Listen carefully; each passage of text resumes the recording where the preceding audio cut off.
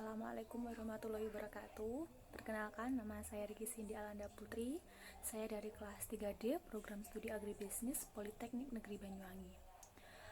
Di sini saya akan menjawab soal UAS yang diberikan Bapak Abdul Kholik selaku dosen penanganan limbah hasil pertanian.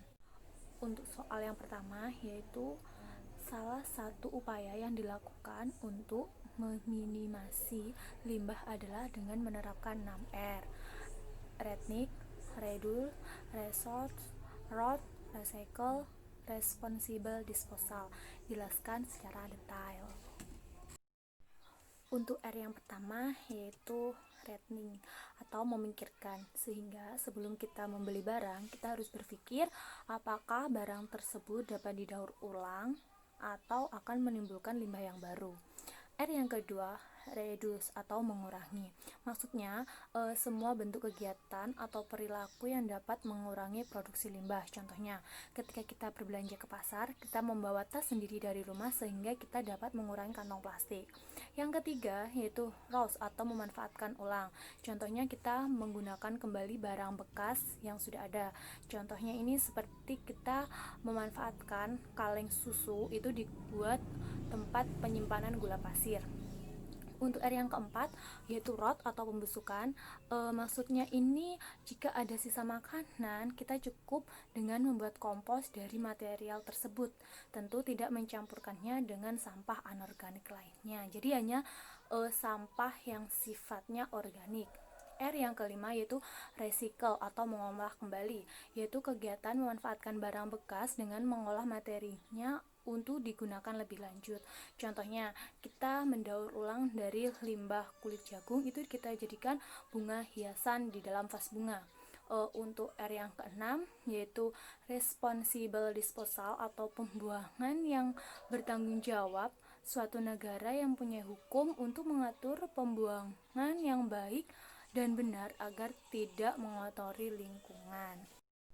Untuk soal nomor 2 yaitu jelaskan tahapan-tahapan dalam metodologi audit produksi bersih. Sebelum kita mengetahui metodologi audit produksi bersih, lebih baik kita mengetahui apa sih audit produksi bersih. Audit produksi bersih merupakan manajemen yang terdiri dari kajian sistematis terdokumentasi periodik dan objektif dari suatu proses, produk, dan operasi suatu kegiatan usaha yang dirancang untuk mengidentifikasi dan menyediakan informasi peluang untuk mengurangi resiko kerusakan lingkungan.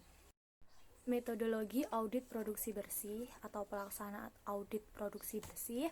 Yang pertama, kita harus melihat kondisi saat ini dengan mengumpulkan keterangan-keterangan yang ada. Selanjutnya, kita melakukan persiapan pelaksanaan audit dengan persiapan internal dan konsolidasi tim. Selanjutnya, pelaksanaan audit. Pelaksanaan audit ini ada identifikasi kondisi existing yang berkaitan dengan produksi bersih. Selanjutnya, kita melakukan analisis evaluasi temuan audit dengan standar dan kriteria.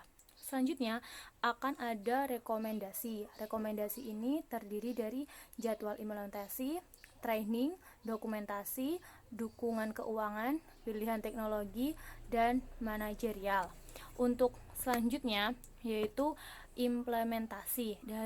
Di dalam implementasi ini terdiri akses informasi, good housekeeping, teknologi yang sesuai, dukungan manajerial, kinerja lingkungan, penghematan energi dan biaya.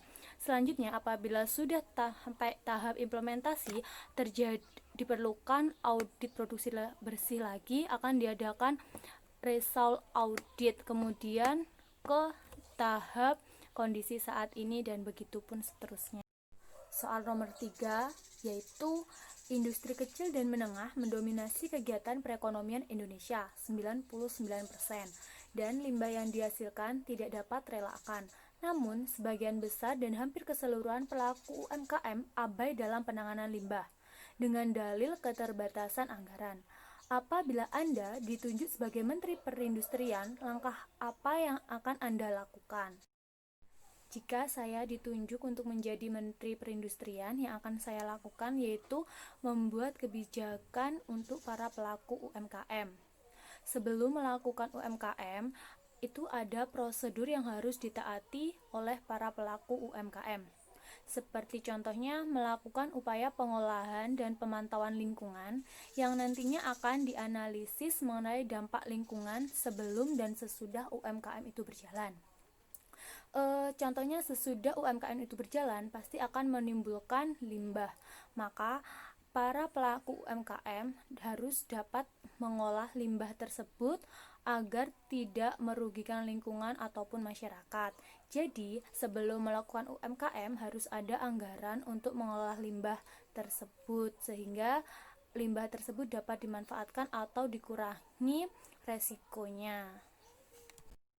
Itu tadi merupakan jawaban dari UAS yang diberikan Bapak Abdul Kholik dalam mata kuliah penanganan limbah hasil pertanian. Apabila ada yang salah, saya mohon maaf karena di sini saya masih belajar. Terima kasih.